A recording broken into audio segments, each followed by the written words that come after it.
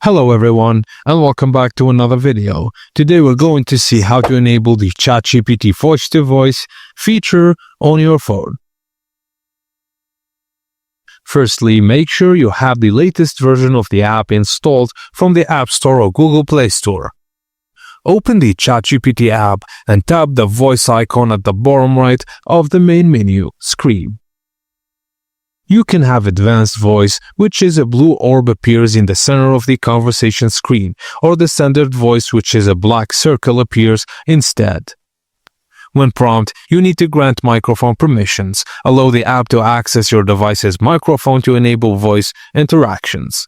And on your first time using advanced voice, you'll be asked to pick a voice. You can change voices anytime from settings, customization menu within advanced voice mode, and just a tip, experiment with different voices to find the one that feels most natural for you.